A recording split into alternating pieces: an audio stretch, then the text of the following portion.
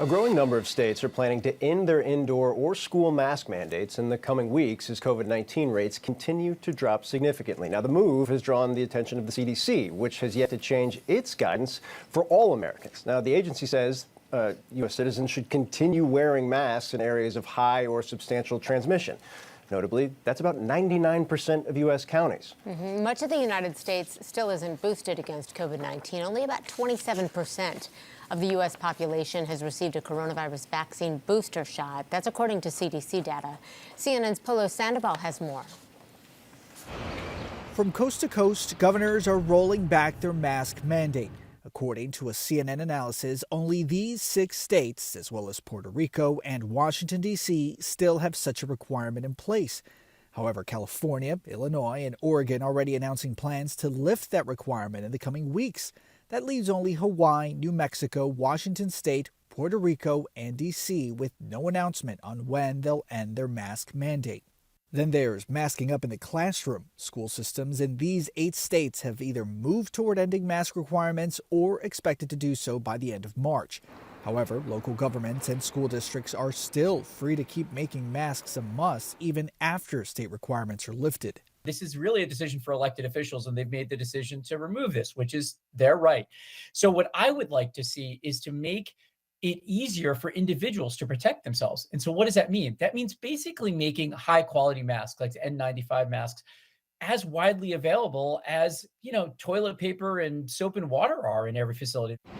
Governors in states scaling back have pointed to an improvement in COVID metrics when making their decision. That includes lower infection rates and COVID hospitalization numbers that are dropping.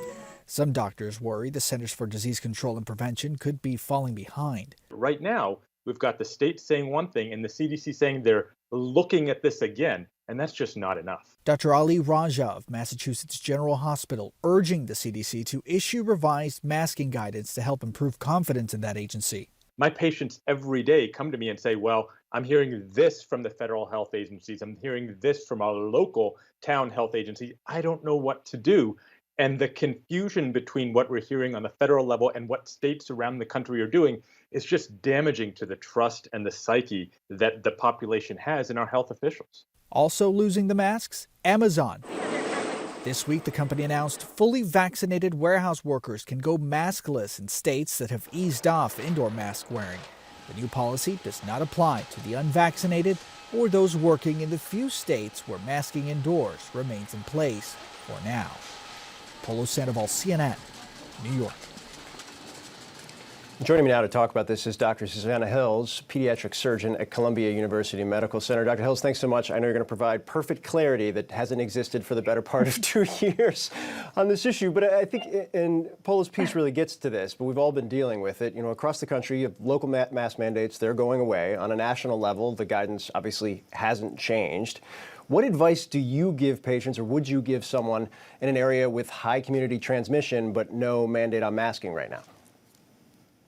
Yeah, well, no matter what I think, right, this is happening. And you hit the nail on the head right there by talking about what the local transmission rate is. That's the key.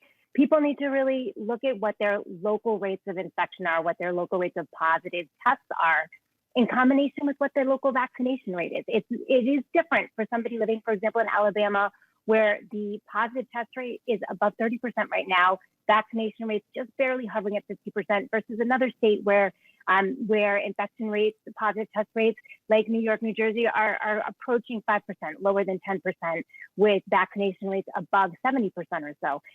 So it matters where you are. And if you're in an area with a high transmission rate, low vaccination rate, then it's just really important to pay attention to the vaccination status of those around your kids, to consider masking kids if they're indoors, if they're in classrooms, to just really be aware of what is happening with infection rates around you, and to do all of those protective measures if the infection rates are high. If infection rates are lower, then I think it's not unreasonable to move toward loosening some of these restrictions because we have to start living in a world where we are comfortable ramping up protections when we need them and where we have an off-ramp when infection rates and cases are lower. There's two interesting things in there that I kind of want to dig into. One is, this isn't a monolithic moment, right? Communities are different, localities are different, states are different right now. But it's also a moment where I think the population is very ready to move on. People are very tired of everything, despite the fact more than 2,000 people are dying on a daily basis at this point. But it gets to the kind of political/exhaustion question of, is it time for the CDC, which isn't responsible for just their locality, it's responsible for guidance for the entire country, to shift that guidance maybe to reflect where people may be more broadly? Absolutely. And people need to plan for the next step. I think a huge part of the issue is not having a next step. And I think across the country, case rates are still high enough. Positivity rates, even in the best areas, still are above 5%. We really want them lower than 5% to feel comfortable. But within the next couple of weeks, case numbers have been dropping so precipitously.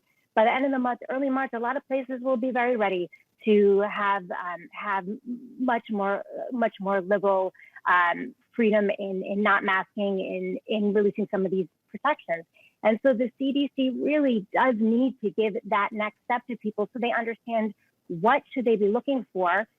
What is the CDC recommending people pay attention to know when it's safe, and when might we move forward from this?